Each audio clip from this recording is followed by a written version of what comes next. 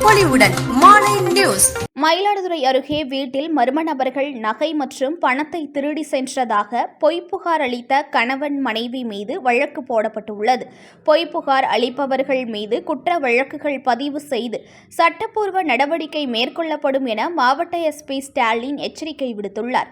மயிலாடுதுறை மாவட்டம் குத்தாலம் காவல் நிலைய எல்லைக்கு உட்பட்ட மூவலூர் பகுதியைச் சேர்ந்தவர் மணிகண்டன். இவர் கடந்த 2ஆம் தேதி மதியம் 1 மணி அளவில் தன் வீட்டில் யாரும் இல்லாத நேரத்தில் அடையாளம் தெரியாத மர்ம நபர்கள் வெளிப்பக்க கதவின் பூட்டை உடைத்து வீட்டில் வைத்திருந்த 11 சவரன் தங்க நகைகள் மற்றும் 1,10,000 ரூபாய் ரொக்கப்பணம் ஆகியவற்றை திருடிச் சென்று விட்டதாக குத்தாலம் காவல் நிலையத்தில் புகார் அளித்தார்.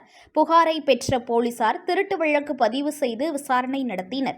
மேலும் கைரேகை நிபுணர்கள் மற்றும் தனிப்படை போலீசார் சம்பவ இடத்தை பார்வையிட்டு தடயங்களை சேகரித்து நடவடிக்கை மேற்கொண்டனர். விசாரணையில் திருடு போனதாக கூறப்பட்ட சம்பவம் முற்றிலும் உண்மைக்கு புறம்பானது என்றும் மணிகண்டன் மற்றும் அவரது மனைவி வளர்மதி ஆகிய இருவரும் 2 சவரன் தங்க நகைகள் மற்றும் 74,000 ரூபாய் ரொக்கப்பணத்தை தனது வீட்டில் பதுக்கி வைத்திருந்ததாகவும் மீதமுள்ள 9 சவரன் தங்க நகைகள் அடமானத்தில் இருப்பதும் தெரியவந்தது.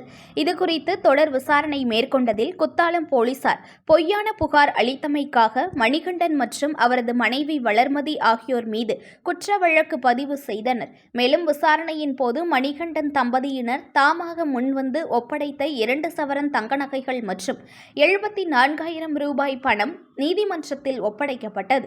இதுபோன்று பொய்ப்புகார் அளிப்பவர்கள் மீது குற்ற வழக்குகள் பதிவு செய்து சட்டப்பூர்வ நடவடிக்கை மேற்கொள்ளப்படும் என மயிலாடுதுறை காவல் கண்காணிப்பாளர் ஸ்டாலின் எச்சரித்துள்ளார்.